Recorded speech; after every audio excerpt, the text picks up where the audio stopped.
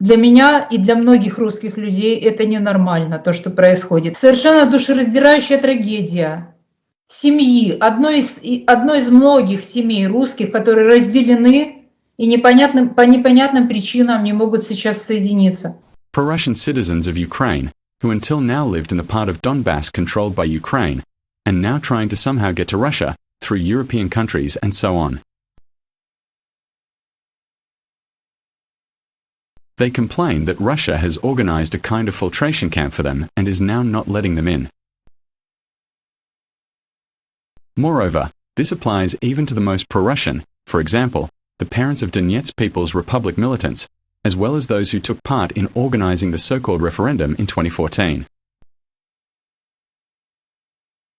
Currently, Ukrainian citizens can only visit Russia through Sheremetyevo Airport. That is, they don't let it through in any other way. It is impossible to cross the land border. However, Sheremetyevo has a rather strict and humiliating filtration procedure that eliminates approximately 90% of people trying to enter Russia with Ukrainian passports.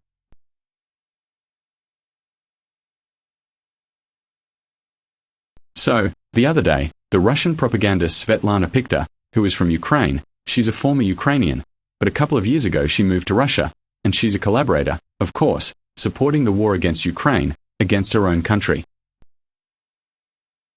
And Svetlana Pikta recorded an interview with a Donetsk People's Republic militant who told her a heartbreaking story about how his mother, who lived in Seledovo, that is, in the part of Donbass controlled by Ukraine, she organized a DPR referendum in Seledovo in 2014.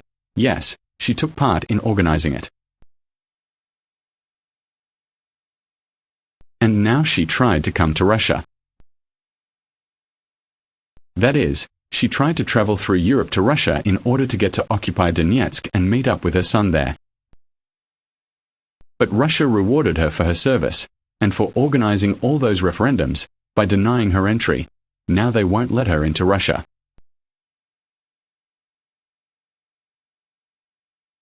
Этого человека вы видели, но видели в маске. Этот человек, его зовут Александр, он в 2015 году при освобождении Марьинки получил очень тяжелое ранение, он потерял ногу. Но в 2022 году это не помешало ему снова пойти защищать Родину. Александр, ваша мама – это тот человек, которая прошла через пытки СБУ, поскольку организовала в Селидово референдум. Well, there will be more about torture later. We'll talk about this separately, but in short, as you understand, the gist of the story is roughly this. This man's mother organized the so-called Donetsk People's Republic referendum in Seledovo in 2014. As is no secret, Seledovo remained under Ukrainian control at the time, and Russia only captured the city last year. And this means that all this time, that is, for 10 years the mother of this militiaman continued to live peacefully in Seledovo, and no one arrested her or imprisoned her for that referendum. Well, you get the idea, right? Simply terrible repressions. А мама, она не то, что нас с раннего возраста, у меня коммунист, занимала такую активную участие в коммунистической партии. В 2014 году она помогала организовывать в нашем городе референдум. Все же эти годы они продолжали жить в Селидово, они были на спецконтроле и периодически их вызывали, забирали в город Красноармейск, Покровск уже, да, как они переименовали его, да. Были, также допросы проходили. Жилось все это время этому человеку там непросто, понимаете? Может быть, кто-то думает, сидели там, выжидали, да, определенных моментов, как будет. Нет, они ждали конкретно русских. In short, the mother organized the referendum, waited for the Russians, but for some reason she wasn't in a hurry to go to the young republic to see her son while it was still possible. And before 2022, this could have been done quite easily. But nevertheless, for some reason, this woman chose to live in hated Ukraine, where she was allegedly terribly persecuted and oppressed. Если я правильно поняла, маму вызывали в СБУ не единственный раз, а много раз, да? Конечно, да. И она постоянно жила в страхе, получается, да? Конечно. Жуть, я просто слушаю, у меня просто волосы дыбом от того, что вы рассказываете, и я хочу обратить внимание ваше на то, каково было людям в оккупированных городах киевским режимом. It's just awful. The blood runs cold. Can you imagine? His mother was summoned for questioning by the SBU not once, but many times. And she constantly lived in fear, although for some reason she never left. Although, to be fair, according to the law, she should have gotten 10 years in prison for what she did. And, basically, in Russia, the country her son was fighting for, you can get 15 years for comments on the internet. I mean, I don't even want to think about what they might do to someone who took part in organizing some kind of illegal referendum there on separating some part of the territory from Russia. In Ukraine, this woman was simply dragged in for questioning. And then, like many other anti-Ukrainian figures, such as local mayors and deputies, they were simply forgiven. No punishment was given to them. And she, as if nothing had happened, continued to live peacefully in Seladovo until 2024, until the Russian army approached the city. And you won't believe what happened next. Then the evil and bloody Kiev regime rescued this woman from Russian shelling and evacuated her from a city. Давайте к тому моменту, как маму вашу вынудили эвакуироваться. Oh, these fascists. Can you imagine? They forced his mother to evacuate the city so that her son's fellow soldiers wouldn't kill her with shells and mines, and she would survive. What inhumanity! Их вывезли принудительно, когда фронт начал подходить. И эвакуировали в Павлоград. С Павлограда они уехали в Европу, потому что, там находиться было опасно. Они сперва приехали к друзьям в Винницу, побыли там неделю, и потом уехали в Европу. In short, the Kiev regime's brutal repression manifested in the fact that a supporter of the occupation of Ukraine was first rescued from Russian shelling in Seladovo. Then she went to live in Vinnytsia with the fascists, and they accepted her there and allowed her to live there. Although she literally supports those who fired rockets at Vinnytsia and killed dozens of innocent civilians there. Well, in the end, it all ended with her going to live in hated Europe. She probably also received some kind of benefit there, as a refugee from Ukraine. Скажите, сколько она провела на Западе, в Европе? Недолго. Недолго, может быть, от силы месяца два. В 2024 году они приезжали в аэропорт Шереметьево. Им отказали, не объясняя причин. Им отказали в въезде в Российскую Федерацию. Well, here, actually, is the culmination of the whole story.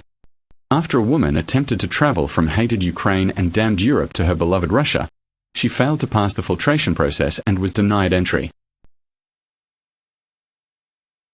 Well, in that very hated Europe against which she fought, for some reason they did not refuse her. But in Russia, for which she held all these referendums, and her son fought and lost his leg, in this Russia they refused and did not accept her. Мне кричать хочется просто, вот такие моменты. И к вам просто не проявили даже никакого сочувствия, получается, знали, что приехал сын, который потерял ногу на этой войне, и его родителей, его мать не пропускают. Oh, how could this be? So what's going on here? Does Russia not consider the pro-Russian residents of Donbass to be human beings, and is it just mocking them? Без объяснений просто отправили, понимаете, у людей была... человек летит домой, да, прошел много кругов ада, а ее взяли просто,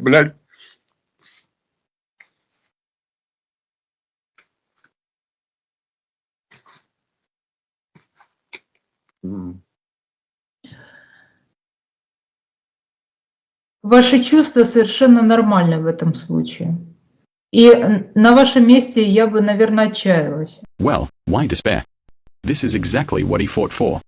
For lack of rights, humiliation, for filtering camps. Why cry now? что долгая, нудная томительно для старых людей, гипертоников. Вот. Перелеты, как бы допросы, разговоры, ожидания. How ironic, huh? In 2014, Russian propaganda, in order to fool these very same militias and incite their hatred towards Ukraine, claimed that Ukraine was allegedly building filtration camps for Russian-speaking residents of the southeast.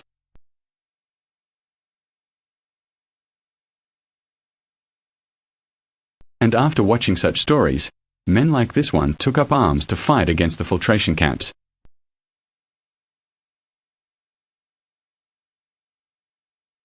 Под видом строительства изоляторов временного содержания для нелегальных мигрантов на юго-востоке Украины строятся лагеря для людей, которые сегодня митингуют в Харькове, в Донецке и в Славянске. Эти лагеря откроются в июне 2014 года. Скорее всего, они приготовлены для тех, кто выступает против правого сектора, и кого нынешние киевские власти называют сепаратистами. All this, of course, was a lie. Of course, Ukraine has not built or constructed any filtration camps. Russia, on the other hand, did build them. Built actual filtration camps for residents of eastern Ukraine. And so it turned out that this guy and other similar militiamen were actually fighting not against the filtration camps, but for them.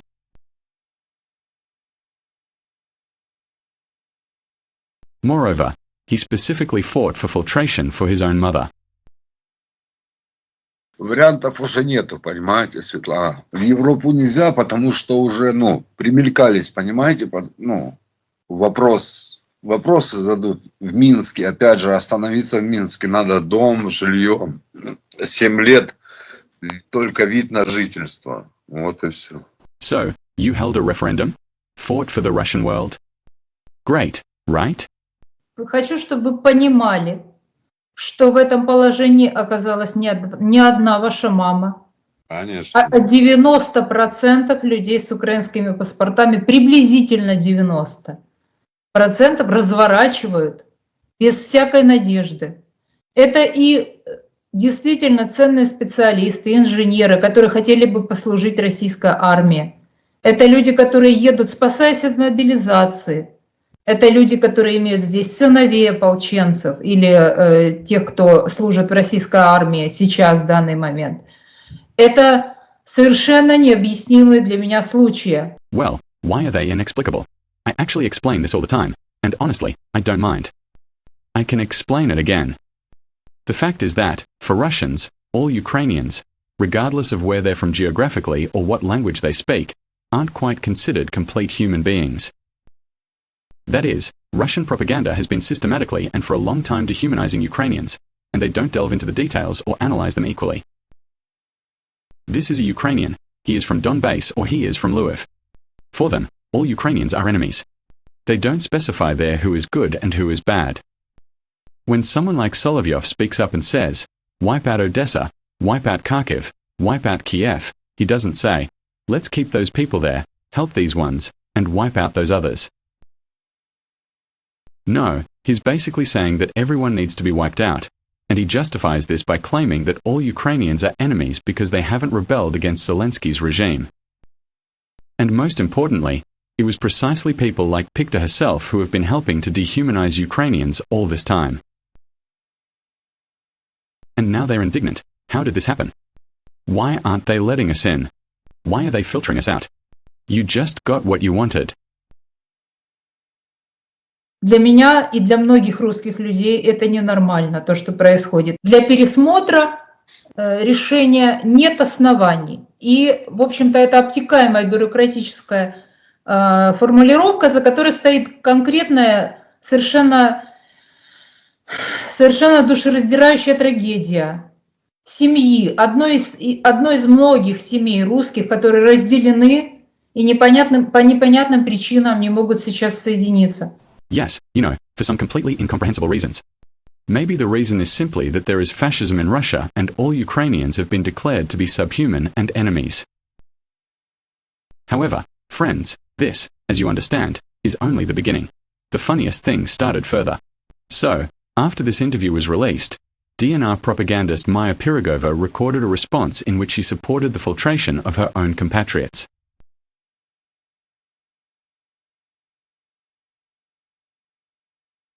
And the mother of this militiaman was accused of working for the SBU simply because she wasn't imprisoned or persecuted. Фильтрация нужна для того, чтобы в наших городах, в каждом городе, в каждом районе не было Беслана.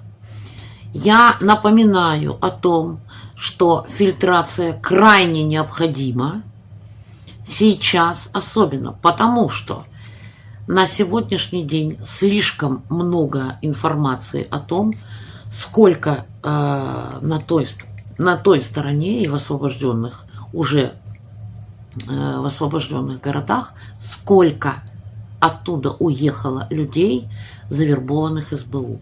Pirogova stated that there are many Ukrainian agents among the residents of Donbass, and filtering is necessary to stop them. But wait, how is that possible? You said it yourself. For years Russian propaganda has been convincing us that the entire Donbass is for Russia. Every single one of them stands shoulder to shoulder for the Russian world, just waiting to come home. Now it turns out that there are plenty of supporters of Ukraine there. They don't want to go to Russia, actually. How is that possible? So does that mean you were lying about everything before? Та история, которая вот была недавно озвучена, ах, маму не пропустили. Вы знаете, а я узнала, я поговорила с жителями Селидова и узнала, и задам вопрос. А почему мама, участвуя в организации референдума, потом, да, ее взяли, потом отпустили почему-то. А почему некоторых отпустили? Listen, this is just mind-blowing. I mean, a DNR propagandist is drowning the mother of a DNR fighter. In other words, her own fellow comrade, drowning a man who fought for her and even lost a leg there. So she's on the same side of the barricades as him, and she's sinking his mother and accusing her of working for the SBU on the pretext that she wasn't imprisoned or persecuted. That is, you understand, first they themselves invent absolute lies about some terrible repression here in Ukraine against supporters of Russia, that everyone is being imprisoned and killed here, although in reality this is not true. It's simply not true. That didn't happen. And then, they accuse those who weren't repressed, in this mythical roller coaster of repression, yes. They accuse them all of being Ukrainian agents. Do you realize what a lunatic world they live in? И людям, которые на сегодняшний день воюют с фильтрацией, я хочу сказать одно. Вы воюете против России. Вы воюете против России. Listen, that's a great slogan, isn't it? Whoever's against filtering camps is against Russia. I think that's the very essence of the Russian world. I think they should write this slogan right there on their flags and on Russian rubles. Правда находится на стороне фильтрации. What a slogan, yes. In some ways, I even admire them. How do they even come up with this? It's pure dystopia. Orwell can rest in peace. Давайте не будем выносить этот срач в удовольствие Украине. Come on, why not? Let's make a fuss. Те, кто сейчас воюет против фильтрации, это как раз вот я считаю, что они забивают голы в наши ворота и воюют, и, так сказать, сражаются на стороне Украины. Вы больные на голову. Вы люди, которые сейчас воюют с фильтрацией, вы больные на голову. Или вы работаете против России. This is completely unimaginable. This woman, Maya Pirogova, she was a Ukrainian citizen herself, yes, in the past. She lived in Donetsk, she had a Ukrainian passport, and she became a collaborator. Yes, in 2014, she went over to the Donetsk People's Republic, that is. The filtration is essentially aimed against people like her, that is, against her fellow countrymen who are from Donbass, who have Ukrainian passports but who support Russia, who are trying to come to Russia, to travel to the occupied territory of Donbass. That is, essentially, the filtration is aimed against the relatives of these DPR militants, against those who once held a referendum there, that is, against people like this Maya Pirogova. And she supports the filtration. She supports this mockery of people like her, residents of Donbass. And those who are against the filtration, that is, their own compatriots, yes, she calls them sick in the head. You know, I'm at a loss for words at some point. I don't even know how to describe it. So, in 2014, they were agitating, yes, to rise up against Ukraine, to fight there, on the grounds that Ukraine was allegedly preparing a filtration for the residents of Donbass, and now they support the filtration against the residents of Donbass that Russia is carrying out. And they praise this filtration and say that whoever is against the filtration is against Russia. This, you know, is such an unbelievable meanness, such a betrayal of their own compatriots, their own comrades. I don't even have the words to describe it all. I'm simply amazed at the level of degradation, the level of inhumanity of these people. But in general, that's not all. Then Svetlana Pikta recorded an interview with that very same mother of the DPR militant who was not allowed into Russia. And then she herself directly told her what happened to her. У нас висел флаг ДНР над исполкомом. Организовали помощь солдатам. Несли все, кто что мог. Варенье несли, бинты несли, деньги несли. Кто что мог. At first, the woman started bragging about how in the spring of 2014 she'd collected aid for the Donetsk People's Republic militants and organized the so-called referendum. However, according to her, after that, many of her friends and acquaintances, who didn't support all this nonsense, turned their backs on her.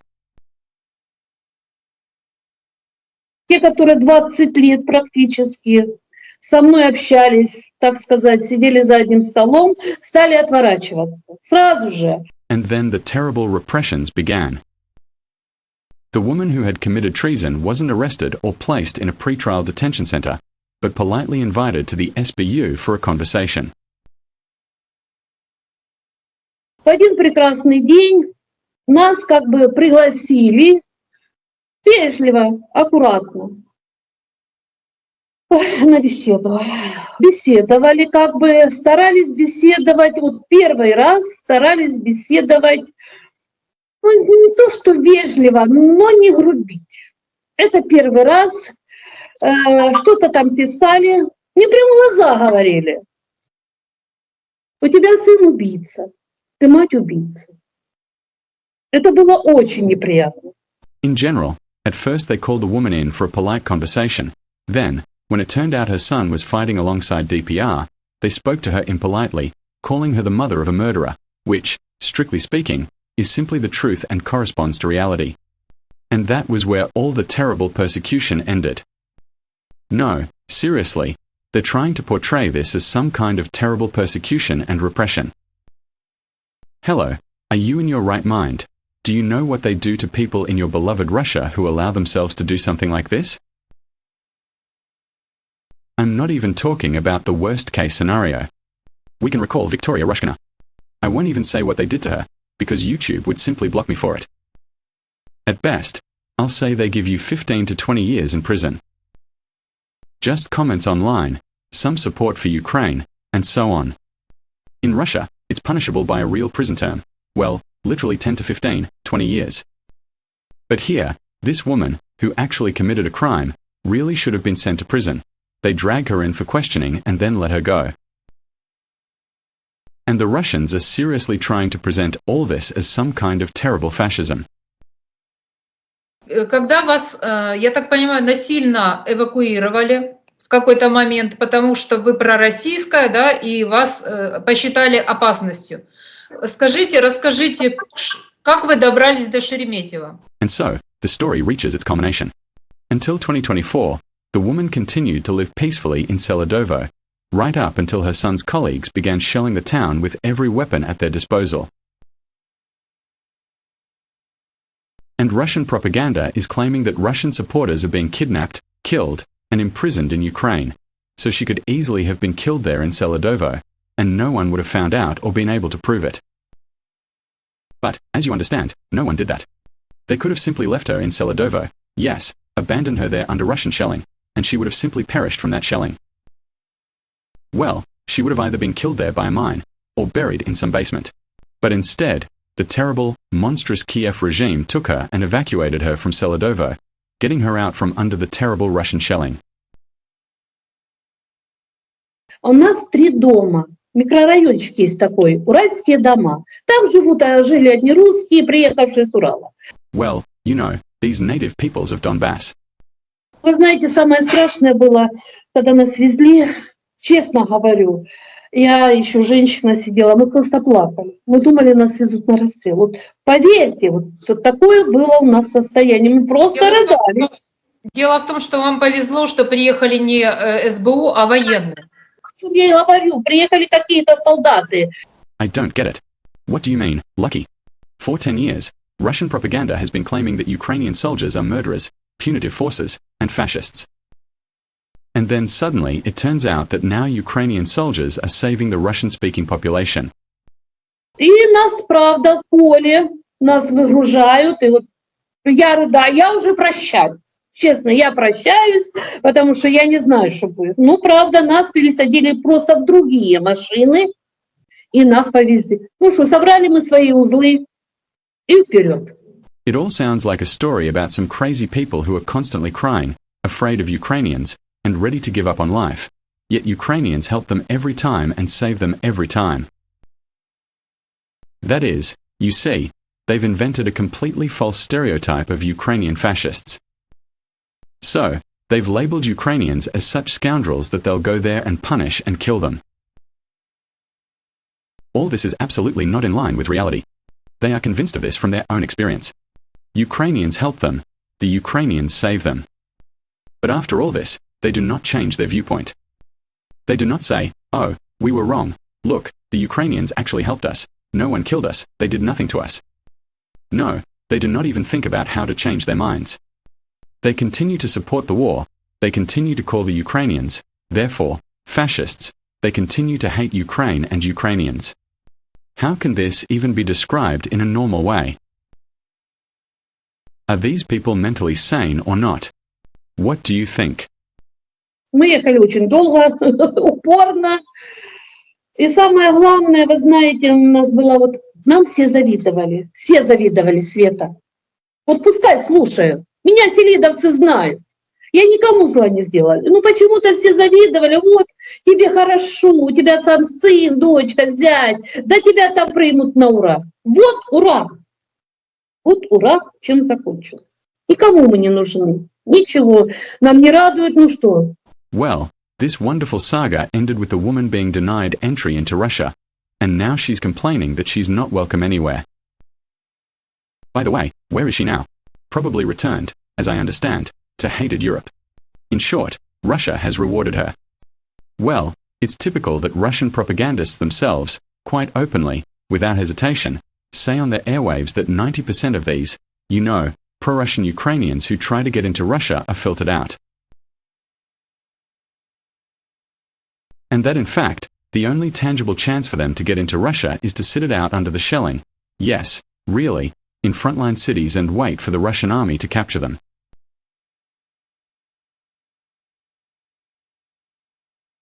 Well, that's on the condition, of course, that if they survive such liberation.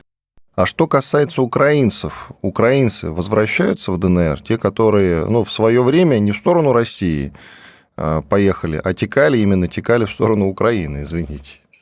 А им-то теперь через Шереметьево надо заезжать, да, и там не каждый украинец проедет фильтрацию Шереметьево. Я пока вот о таких не слыхал и не встречал. Вот кто хочет без Шереметьево, да, без фильтрации в Шереметьево, те люди по 5 месяцев сидят в подвалах и ждут, когда их освободят. Иногда часто доживают, иногда нет. What a great liberation Russia is providing to the people of Donbass. Yes, even war correspondent Steshing admits that not everyone can survive such a liberation, and says that those who want to go to Russia must literally sit under shelling and die. Well, and then just hope that they'll survive it at all. Well, to be honest, I imagine helping Donbass differently when Putin said he would help the residents of Donbass.